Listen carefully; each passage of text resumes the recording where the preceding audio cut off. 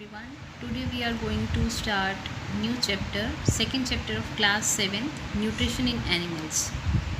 Animals के में nutrition कैसे होता है, पोषण कैसे लेते हैं एनिमल्स. इससे पिछली वीडियो में हमने पढ़ा था न्यूट्रिशन इन प्लांट्स में न्यूट्रिशन कैसे होता है. तो उसमें भी हमने कैटेगरी पढ़ी थी कि क्लासिफिकेशन कैसे कर सकते हैं ईटिंग हैबिटेट के बेसिस पे. तो classification based on eating habits, मतलब ईटिंग हैबिट्स मतलब खाने के जो तरीके हैं, क्या आदतें हैं जो खाना खाने की जो आदत है. भाई कोई कार्निवोरस है, कोई हर्बीवोरस है, उसके हिसाब से कौन कौन से होते हैं. हर्बीवोरस जो ओनली प्लांट ईटिंग होते हैं, काऊ बफेलोज. कार्निवोरस जो एनिमल्स दूसरे एनिमल्स को ईट करते हैं, जो मांस खाते हैं, वो कार्निवोरस होते हैं, लॉइन, टाइगर. ऑमनीवोरस जो बोथ खा सकते हैं, मतलब plants as well as other animals, जैसे क्रो, बियर.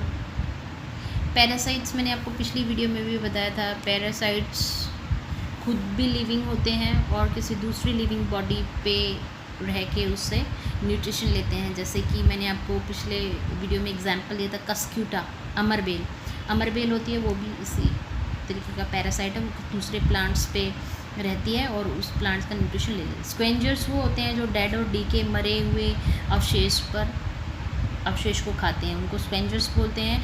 और ये इन्वायरमेंटल जो है क्लीनेस का काम करते हैं.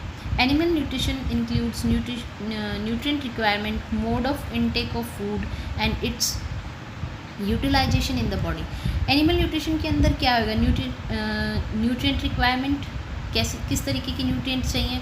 अब एनिमल्स में ओनली ह्यूमन बींग्स तो आएंगे नहीं, सारे एनिमल्स के अंदर और अदर एनिमल्स भी होंगे, क्योंकि ह्यूमन बींग जो है वो भी एनिमल्स के अंदर इंक्लूडेड है.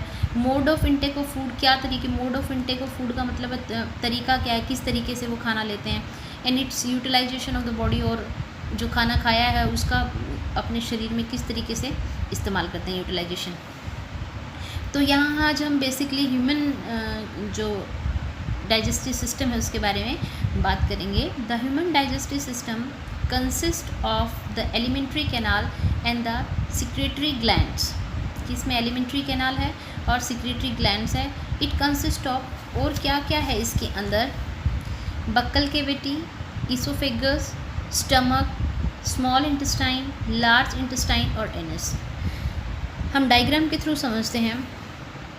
यहाँ माउथ है, माउथ के अंदर का जो पार्ट है जहाँ पे हमारी टंग होती है, टीथ होती है, तो वो सारी बक्कल कैविटी आ जाती है. उससे थोड़ा सा गले के पास जो ये हमारा, आपने देखा होगा कि गले में थोड़ा सा उभरा हुआ सा हिस्सा होता है, वो फेरिंग्स हो गए जहाँ से वॉइस प्रोड्यूस होती है. और फिर उसके बाद एक पाइप लाइक स्ट्रक्चर है जिसको ईसोफेगस बोलते हैं, जो स्टमक के साथ जुड़ी हुई होती है. ये हमारा स्टमक है. ये लीफ लाइक जो स्ट्रक्चर है इसको पैनक्रियास बोलते हैं. ये साइड में जो लोब लाइक स्ट्रक्चर है ये लीवर है. लीवर के अंदर गॉल ब्लैडर है जो बाइल जूसेस सिक्रीट करता है.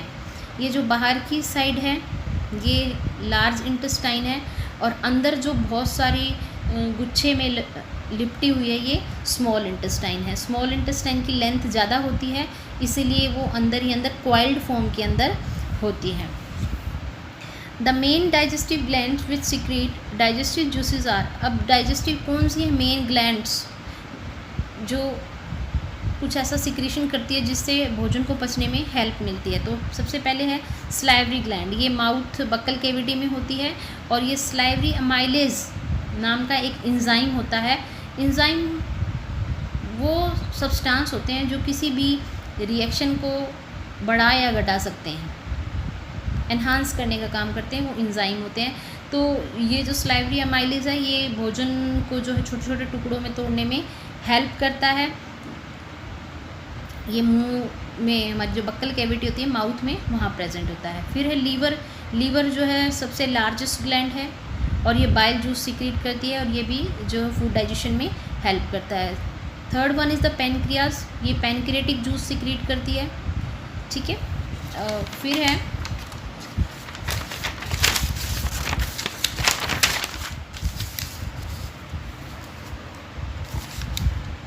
the stomach wall and the wall of the small intestine also secrete digestive juices.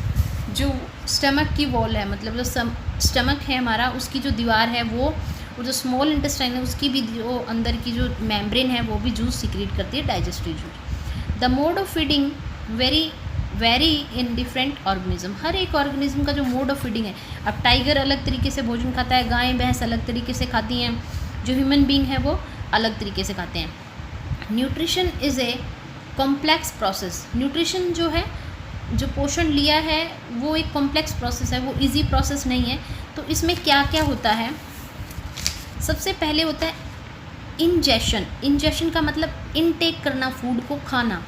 Involves carrying the food to the mouth with the help of hands and cutting of food with the help of teeth. खाने को, रोटी का टुकड़ा तोड़ के हाथ से मुंह की तरफ, मुंह में ले जाना और मुंह में उपस्थित दांतों से उसको चबाना।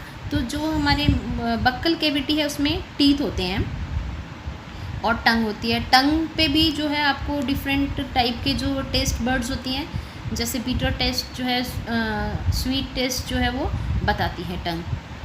अब ये जो आगे के दो दांत हैं इनको इंसाइजर्स बोलते हैं, ये दो होते हैं। जो साइड में तीखे दांत होते हैं हमारे, उनको कैनाइन बोलते हैं, वो एक एक होते हैं। और फिर उसके पीछे के दो जो चौड़े दांत होते हैं थोड़े से पीछे जाड़ की तरफ, वो प्री मोलर्स होते हैं। जो लास्ट की 3 बड़ी बड़ी जाड़ें होती हैं वो मोलर्स होती हैं।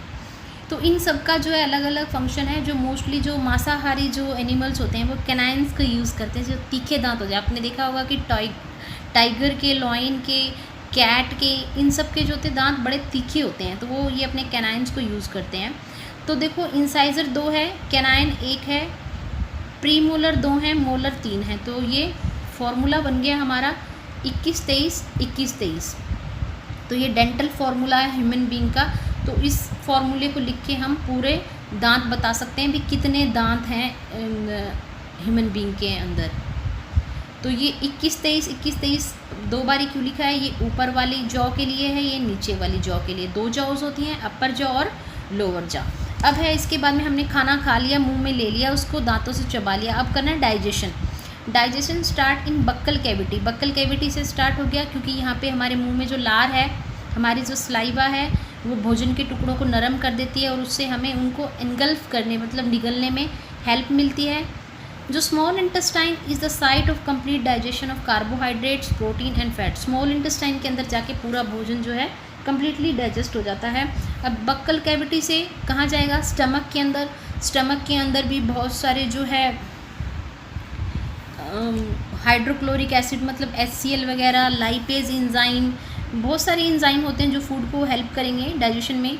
उसके बाद जो है स्मॉल इंटेस्टाइन के अंदर जाएगा, वहाँ पे भी बहुत सारे बाइल जूसेस वगैरह जो हैं लीवर से निकले हुए, वो सारे जो गैस्ट्रिक डाइजेशन है वो यहीं पे होगा इसका, स्मॉल इंटेस्टाइन के अंदर।